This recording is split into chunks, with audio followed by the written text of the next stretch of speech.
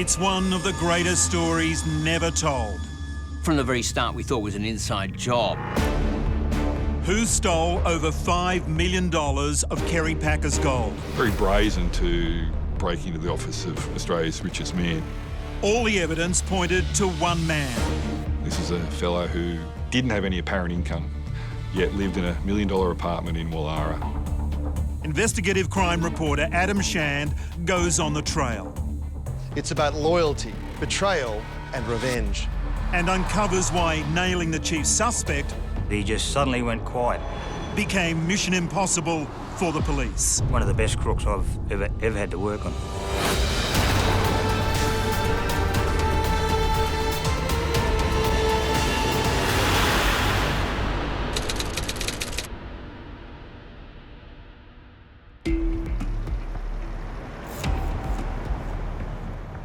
This is the third floor of 54 Park Street, Sydney, the headquarters of the Packer family empire for 7 decades until they sold out in 2007. From here, Kerry Packer presided over his powerful magazine and television empire. He hatched World Series cricket and struck fear into the hearts of his staff. It was a formidable seat of power in Australia. This boardroom was where Kerry Packer's office used to be. There were very few who got the better of him in this inner sanctum. But tonight we tell the story of someone who did. In April 1995, there was 283 kilos of gold bullion worth about 5.4 million hidden in a safe that used to sit about here in the office. One night it disappeared and no one has ever been charged. But as you'll see, this is not just a story about missing gold.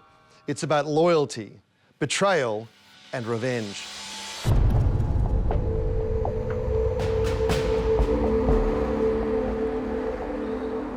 It was a Monday morning, and as much as that seems funny to remember this many years ago, you don't forget matters that relate to Australia's richest man.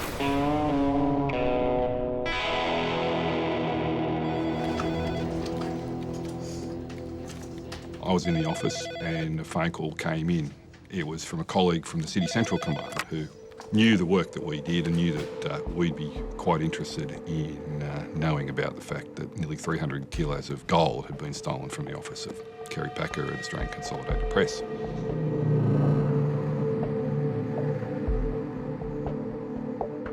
You went to the office there. What scene confronted you? Well, there's very little to see in terms of identifying the crime. There was a safe had been cut within the office of Mr. Packer. My recollection was that it was a very old Chubb safe.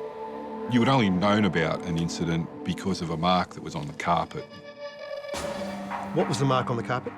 A burn mark. So there'd been something, to our thinking, had dropped onto the floor during the process of the safe being cut open by the offender. Given that there was just a small cut and the door was open and obviously been successfully attacked, what was your impression of the handiwork of the safe cutter? That it was a very neat cut and very targeted. It had hit exactly the right spot within that safe to effect entry in a minimal manner. It was an old safe from the 1940s, an easy target for an experienced safe cutter. Was there anything on the scene at that stage apparent to you that indicated a suspect initially? No. Once the crime scene was identified, normal course, we would use all the forensic evidence available to us, and fingerprints was an important one for that. So our fingerprint expert dusted the safe and was able to identify a print within the internals of the safe. That was something that we could work on, was this fingerprint. And we were informed by the fingerprint department that it was a fresh fingerprint. So we made inquiries as to the owner of the fingerprint, and he was a young safe mechanic. So we thought, well, safe mechanic knows how to get into us. Safe. So we started making inquiries in relation to this young mechanic. Then we had to go over and interview him, and he was living in Adelaide. Him and his wife were very religious. His parents were very religious. His mother actually kept a diary It's part of her religious faith. She used to write down everything every day. And the weekend of the robbery, she had written in it, they were all in Adelaide, and her car had broken down, and this young mechanic had to go and organise to get Mum's car fixed up. And he was the most unlikeliest safe breaker you could ever meet in your life. And as it turned out, this individual had worked for Chubb and many years earlier attended Mr Packer's office and conducted some repairs to the safe. When the safe was cut open, causing the air within the safe to heat up and moisture to form on the steel surfaces, that moisture adhered to the oils that had been left on this fingerprint. And when dusted, it gave it the appearance of being a very fresh fingerprint, when it had indeed been there for a number of years. So strike that one off the list. Unfortunately, yes. Then the investigation took another turn. Mr Packer receives a letter from an extortionist who says, I know where the gold is.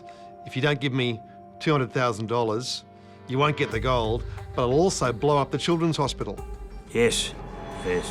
The court hearing was told that Henderson wrote to Kerry Packer on May 17, claiming to know where gold bullion stolen from a safe in the media magnate Sydney office was stashed. It's alleged Henderson threatened to bomb Sydney's Children's Hospital or a major suburban institution in Melbourne if his demands weren't met. Undercover police were called in and received instructions to go to a car park near the motel and leave the cash in a bag on the road. Minutes later, the money was collected. He wasn't what you call one of the smartest crooks going around, and he was arrested. Detectives from Sydney's major crime squad charged Melvin Lawrence Henderson with demanding money with menaces. He was just an opportunist.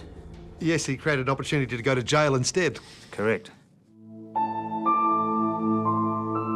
So, 2 false starts for the police. And our investigation has uncovered another twist.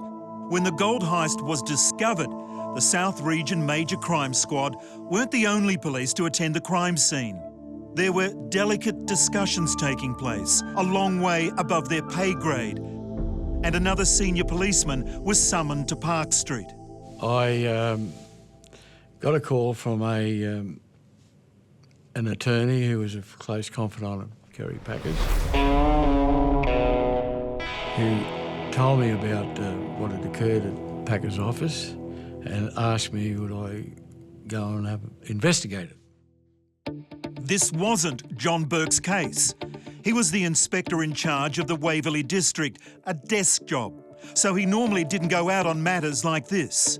When I got there, I saw that his vault had been attacked. In actual fact, as soon as I saw it, I took an educated guess at who had done it. Well, it appeared to me that the vault had been cut with a thermal lance, and I only knew of one individual who had the expertise to use such a device, and he had done it many, many years before. I gather you ventured this name, Mr X we're calling him, to Kerry Packer. And what was his reaction when you said, I think it's Mr X had done this? Well, he immediately surprised me by saying, well, he knew him. And it went on from there that he had regularly dined at a restaurant at King's Cross where he had met Mr X. He then went on to tell me that he knew that he was living in a block of units in the eastern suburbs, and domiciled in that building also was a former employee of his. Pat Wheatley. Did that arouse Kerry Packer's suspicion? Well, I can only presume so, because he then went on to say that she'd been made redundant and it left a very sour note with her. Next, just how well did Mr X know Kerry Packer's former personal secretary? The more we looked into Mr X, the better it got.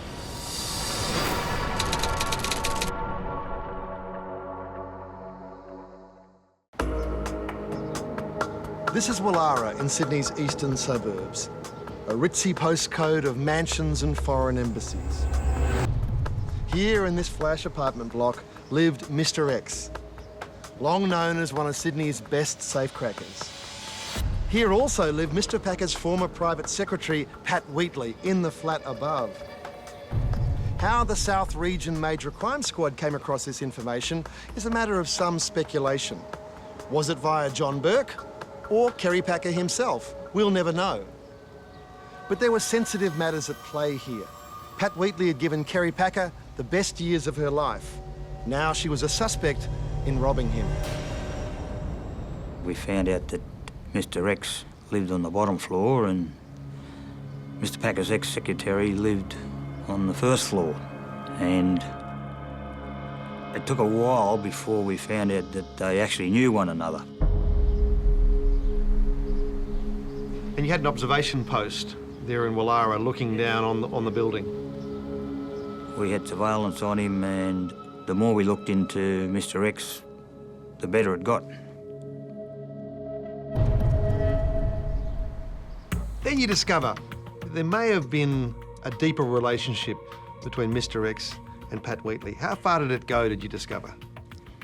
He spent a lot of time on the phone. Just about all his time that he was in his unit, he'd be on the phone. And during one of these phone conversations, he told somebody he was visiting Pat Wheatley upstairs. So, Janet, what have you found out about the relationship between Mr. X and Pat Wheatley? Well, they obviously had a relationship. They obviously were lovers because the police had been following him around. They had him under surveillance the whole time. They may have been long-term lovers. They had a very close relationship. They slept together. All roads lead back to Patricia Wheatley. How many times did you speak to her? We conducted a formal interview in her solicitor's office. And who was that? Malcolm Turnbull. Formidable lawyer. Yes. Soon to be eventually Prime Minister. Correct. And what was the tone of those inquiries? Was she willing to assist? Well, she wanted to assist, but she was very guarded in what she would disclose. Whilst she was not unhelpful, she wasn't helpful.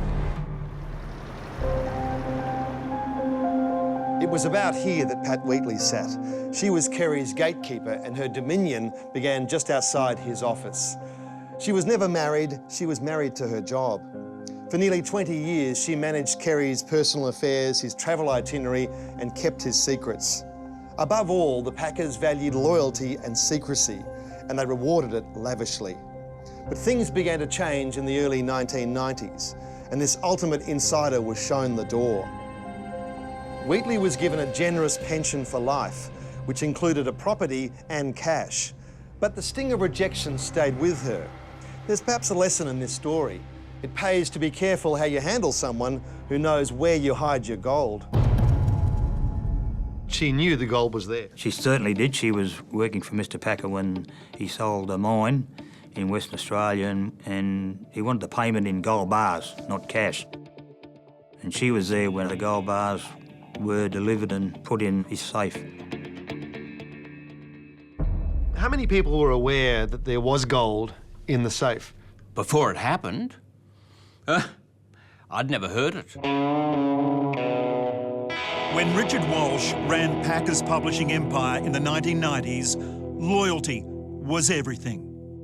Kerry and his father before him, Frank, had required and rewarded loyalty. Yes. Yes, absolutely, absolutely.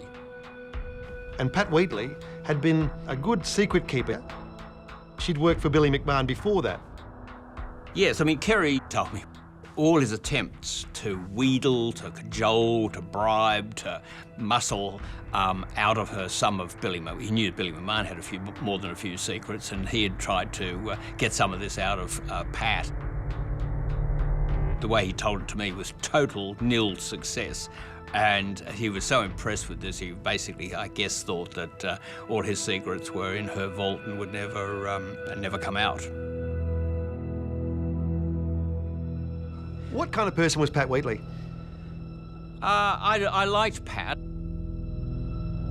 You had to be on the right side of her. Fortunately, I don't think I ever had an argument with her or got on the wrong side of her, but I saw people who did. It was ugly.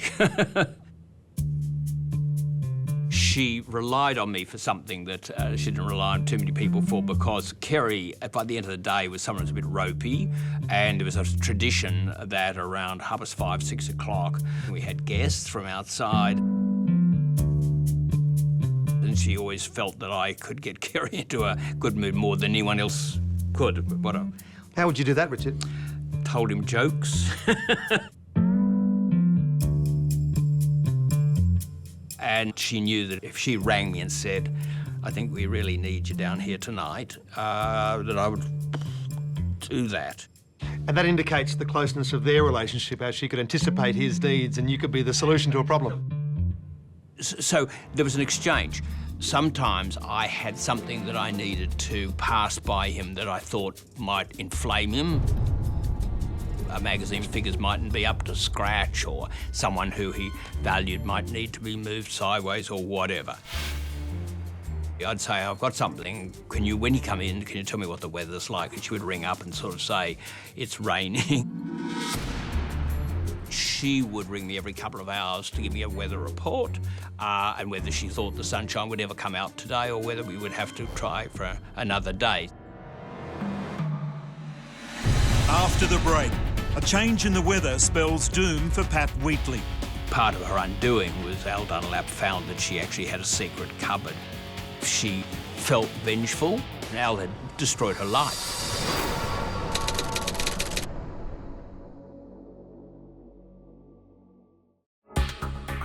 We're investigating the theft of Kerry Packer's gold.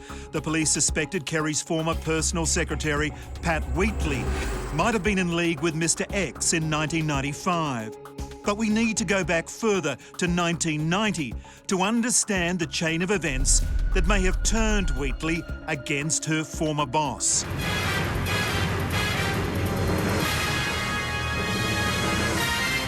Good evening. Millionaire businessman Kerry Packer is in intensive care tonight after suffering a massive heart attack. Everything changed in the Packer empire in 1990 after Kerry collapsed while playing polo. He was revived despite being clinically dead for 7 minutes.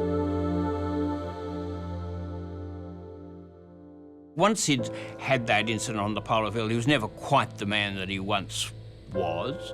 And so, a lot of the life force and energy had gone out of him. He was trying to get things into ship shape for James to take over. He wasn't sure of his own longevity at that time. Packer's answer to the challenge of succession was to bring in a brash American CEO, Al Dunlap, to mentor his son James. Dunlap was known as Chainsaw, but he preferred Rambo in pinstripes. Whatever the nickname, the intent was clear. It was the reign of terror, wasn't it, going on then? Yeah, I could write a book about the reign of terror from my experience of working for Al Dunlap. It gave me a real insight into how those things work. One of the people who did survive Al, Bill Cook, put out a limited edition T-shirt that said, I work for Al Dunlap and survived. And I think there was a limited edition of 5 or 6 copies. I certainly have one at home. He had really kind of swayed through the senior management, and by 1995 I think we were all little islands because the company had changed so dramatically. The reign of terror is on. The axe even falls on loyal Pat Wheatley. She, of course, famously loved to drink. I mean, part of her undoing was Al Dunlap found that she had a secret cupboard. I thought it was actually a secret meeting room. I knew it was a door that we'd never seen open. I just assumed it went into some secret little bit. But it was apparently a very large cellar where she had stored over the years an enormous amount of very handy liquor. Al discovered this, got all furious about it. She was hurled out. probably given a lot of money, but, you know, this was her life. I mean, people always forget that with work. I mean, work is two things. It's a source of money and a source of personal fulfillment. She wasn't married, she had no children. She came in, she sat at that desk, she was queen when she was sitting there, she was Kerry's confidant.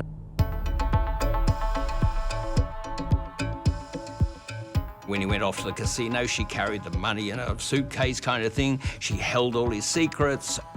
That made her, that was her life.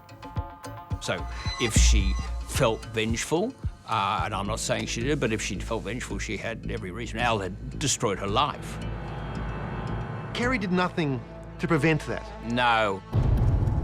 Al Dunlap may have been the one to sack Wheatley, but she blamed Packer.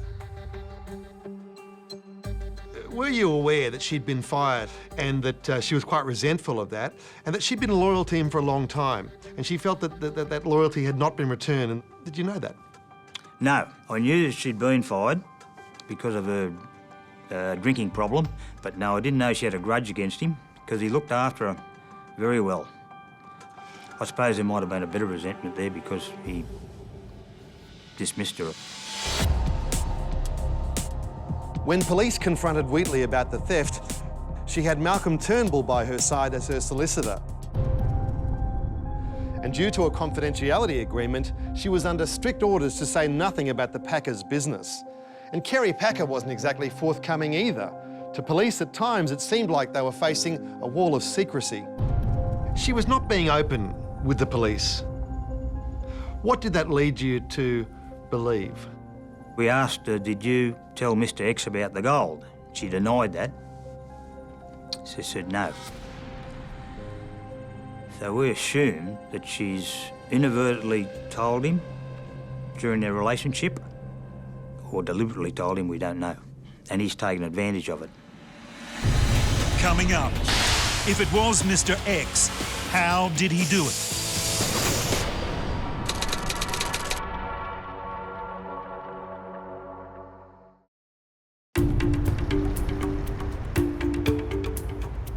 We're on the trail of Kerry Packer's stolen gold. Now remember John Burke, who also attended the scene at Park Street? He was certain this was the handiwork of Mr. X. And the reason why he was certain was because of the way the safe had been cut. Now I have my doubts about that, so I need to find out more. How had you known Mr. X? What's your background with him? It goes back a long way, over many years. It goes back when I was a very, very young detective, stationed at Darlinghurst in the late 60s. He done the vault in what was then known as the Bank of New South Wales in William Street. I remember it was a long weekend. He must have been in there pretty well the entire weekend. And he thermal lanced the vault. And it was the first known thermal lance job in Australia. Anyway, he cleaned the vault out.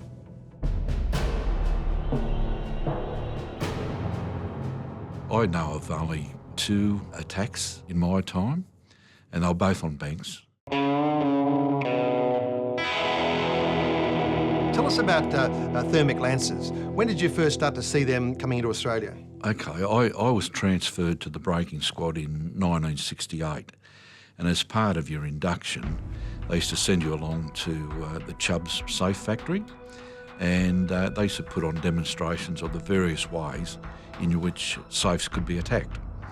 And one of the demonstrations was the thermic lance. And what I noticed about it was that it was so noisy.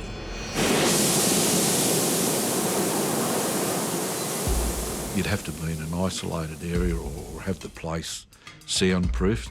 What made it so noisy? I think it was the volume of oxygen which they blew through, and the tips of the lance operated at such a high temperature that it melted. In other words, they'd walk forwards, then they'd have to keep replacing the tip. Given the demonstrations that I sat through, I'd find it astonishing if one floor above they didn't hear the heavy blowing that was taking place.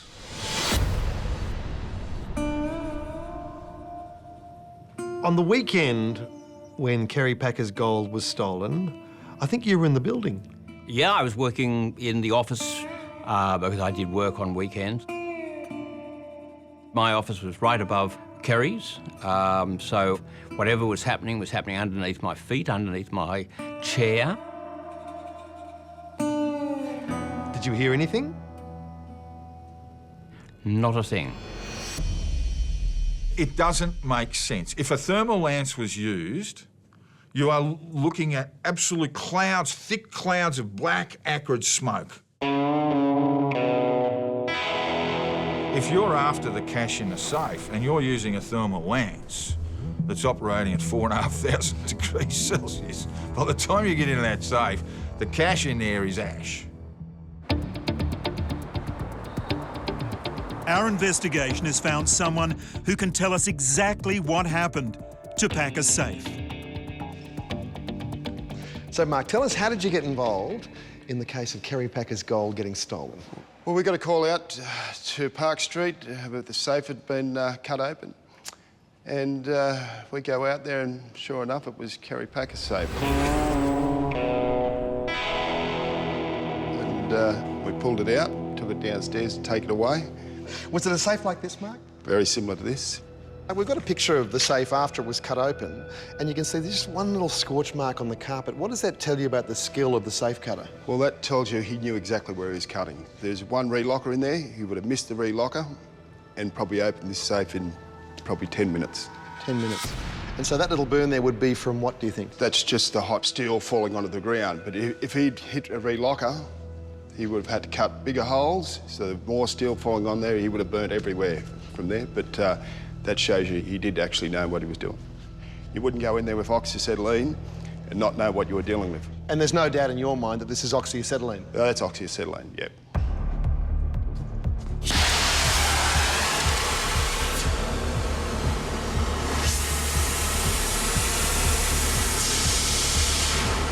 What would a thermic lance? Thermic lance, you've got to wear a full outfit. The heat generated out of that, you know, you'd scorch everything. Sites where they have used the thermal lance, the heat it generates is enormous. It stays hot for hours and hours inside. Everything would have been scorched. John Burke was likely wrong that the safe was attacked with a thermal lance, but his opinion of Mr. X's skill was spot on. As a safe cutter, he was always considered in the top 3 in the nation. As a criminal generally, he was very professional in what he did, to the point that he was rarely arrested. Very determined crook by the sounds. Well, if there are any good crooks, he was one of them. Still to come, how Mr. X outsmarted the cops. We tried to follow him one day, and we had no idea where he went to.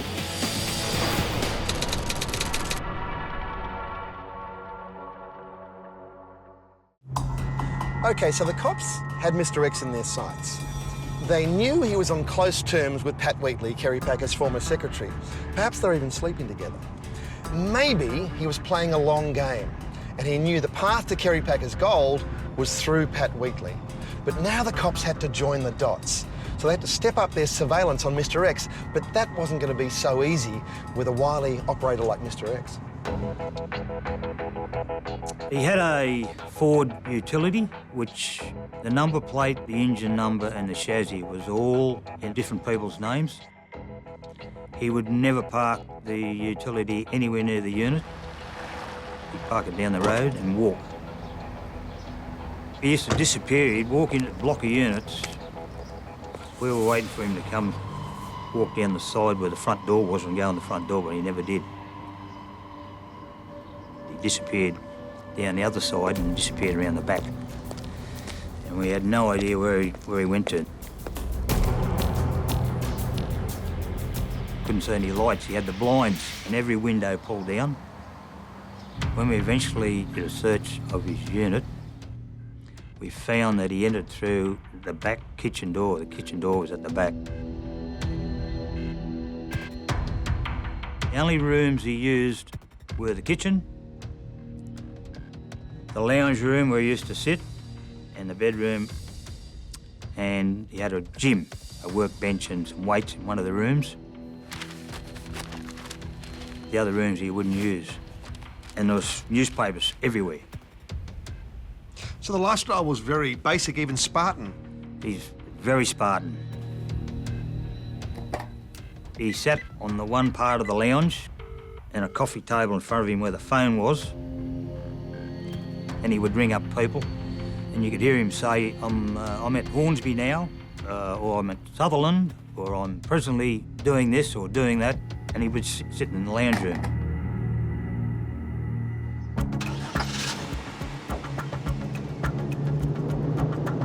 We tried to follow him one day, and he went all out through the inner west, through Sydenham, Petersham, Lewisham, drove everywhere.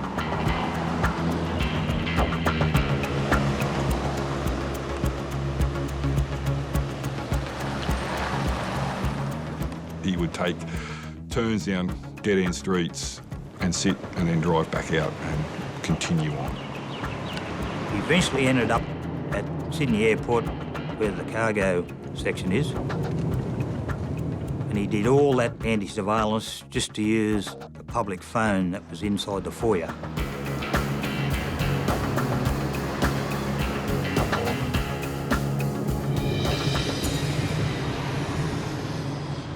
What a frustrating guy to work on. He's 100% onto you. He's assuming that he's being under surveillance all the time. He'd only been ever arrested once, and that was back in the early 70s. The breaking squad was doing a search on another safe breaker's house. And these safe breakers had broken into the Chubb factory at Waterloo there and were photographing and doing diagrams of all the old safes, the interior of them. And Mr. X had been photographed in the background without his knowledge. So when the breaking squad found these photographs, they went and arrested Mr. X. So they got his fingerprints, they, got the mug shot, they had his rap sheet, and on his rap sheet, he told them about the tattoos that he had, and one of them, he said he had a tattoo on his penis, which was B&E, but he told them it actually read breaking and entering. Just the initials or the full? The full. He told them it spelled out the full breaking and entering. But yeah, he was a sort of a good crook. Very cautious criminal. Only mistake he ever made in his whole career, would appear. Well, not quite. We've discovered that Mr. X has convictions stretching back to the 1960s. In '64, he was convicted of breaking into the Japanese Trading Centre in Pitt Street, Sydney, and making off with £14,000 worth of cultured pearls. In March 1967, he's in Melbourne. He attacks the safe at the Windsor branch of the ES&A Bank and gets $41,000 in cash and valuables. They catch him for that too, and he does 2 years.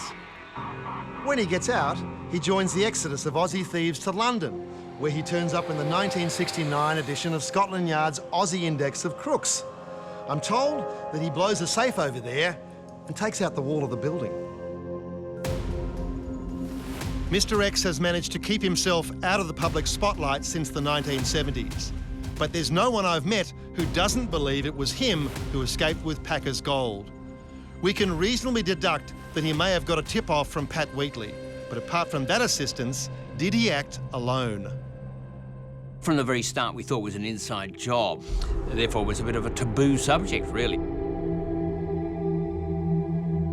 Very brazen to break into the office of Australia's richest man, go straight to a cupboard, open that cupboard, knowing the safe is in there,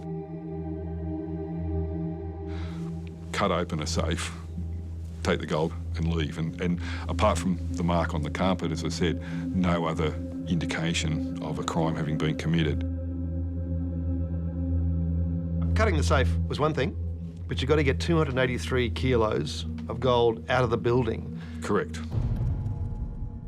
We could find no evidence to how the gold was removed from the building. That remains one of those mysteries. What was security like at ACP back in those days? The security was incredibly slack. People signed a book, but it was pretty easy to walk in and look as though you owned the place. And in fact, there was a wonderful story. It shows how slack the security was. The stranger came into the building and rang a Lamborghini dealer and said that James was interested in buying a Lamborghini. Really keen, but he just wanted to do a test drive before buying it. Could they bring a Lamborghini round into the garage? And they did, and they were greeted by a man who said that James was very grateful. He would test drive it for the afternoon and let them know.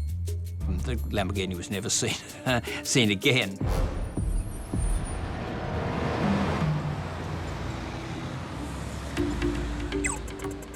We spent a lot of time investigating the security company and speaking to Mr. John Murray, who ran the security company. He said, go and speak to this particular security guard. He's got some information for you. So we met the security guard who no longer worked for Mr. Murray. He said the security gig at the ACP building was one of the best gigs going. Night shift, they spent it all in the gym and the swimming pool and the squash courts. At the Hyde Park Club next door? At the Hyde Park Club, which is, well, part of the ACP building, actually, and which the security guards had access to. So they basically were missing most of the night shift. So that, we thought, right, this is something else Mr. X might have known.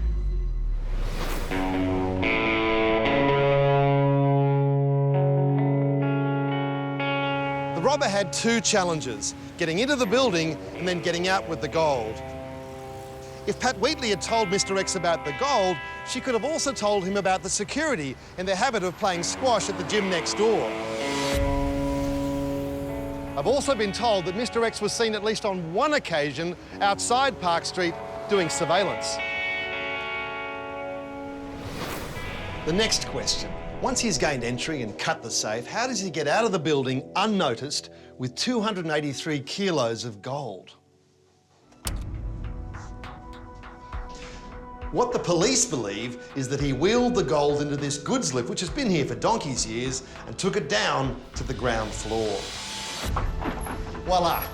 It's a bit different now, but this is the loading dock at Park Street. Back in the day, only Kerry Packer parked his car in here, and that was only on the weekdays. The weekends, this loading dock was empty. We assume he put a vehicle in the dock and come down the lift and just wheeled the gold straight in the back of the ute and taken off.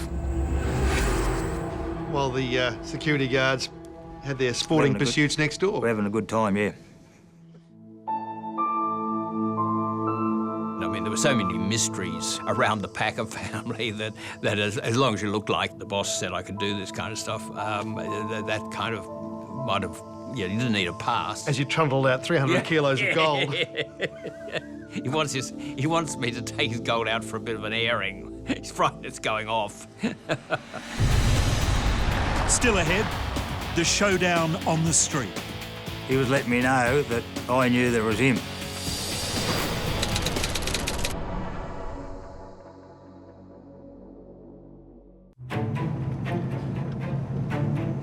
The inquiry into the theft of Kerry Packer's gold was flatlining.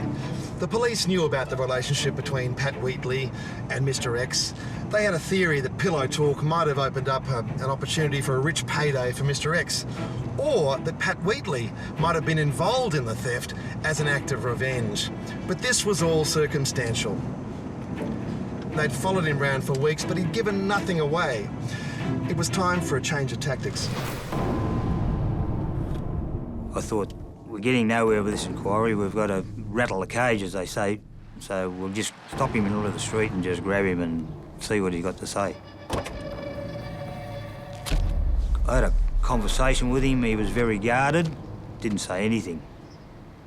Just let me do the talking. And I just happened to say to him, well, Mr. X, have a happy Christmas. We might be talking to you later. And he looked at me and said, that's up to you whether I have a happy Christmas or not. and sort of looked at me. Straight away, I knew. He was letting me know that I knew there was him. And that's as close as you got? That's as close as I got because he just suddenly went quiet. The phone conversation stopped. Everything stopped.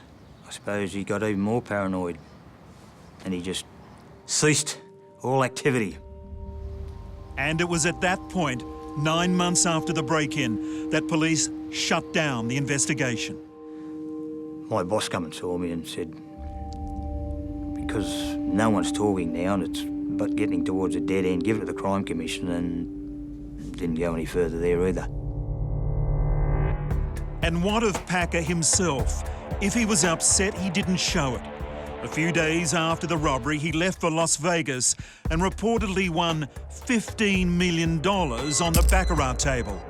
Later, he also claimed more than $5 million insurance on the stolen gold. The loss was more about trust than money, and the outrage that his inner sanctum had been breached. And what about Mr. X? Was there any evidence of a change in lifestyle or anything that was significant that might have given you the idea that, yes, he's cashing in the gold somehow? Not that I'm aware of, no. To the contrary, some 15 years later, I happened to be out at Sydney Airport for another investigation and observed a vehicle of the same make and model that we had seen our suspect in back in '95. This was a Ford. A utility? Yes. The registration had changed. I did even see an elderly male walking from the vehicle. It turned out to be our suspect. And if he got his hands on as much gold as we think he did, many years later, he still, his mode of transport hadn't changed, which I found a little surprising. What's the point of all this? When you can't enjoy your ill-gotten gains, is it all about the cleverness, all about the, I got Kerry Packer's gold? I suspect there's something about that, although I don't know who you tell. Maybe he didn't get the full value of the gold, but he got enough out of it that allowed him to continue living a pretty comfortable lifestyle. This is a fellow who didn't have any apparent income. Never had a job. Yet lived in a $1 million apartment in Wallara. It's always the crooks that you don't hear of that are the much better crooks. They're not caught and they're not convicted. Very cautious criminal. Just a good crook. I mean, the fact that he... One of the best crooks I've ever had to work on. And he beat you? Certainly did. Certainly did. Yes.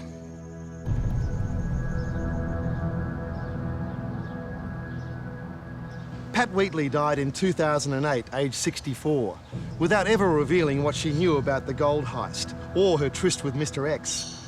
He's the only one left who knows what happened to Kerry Packer's gold, and he's not talking, which is why he stayed one step ahead of the cops since they grabbed him for breaking into a safe factory back in the 70s. If you tell no one, there's no one you have to trust, which is probably the lesson that Kerry Packer learned out of all this. Mr. X just melted into the scenery after the robbery. He sold his Wallara apartment in 2013, and the agent managing the sale told me that it was strewn with dusty newspapers, and there were few other signs of habitation. It looked much as it did back in 1995. If Mr. X did steal $5 million worth of gold, he enjoyed it far beyond the view of New South Wales police.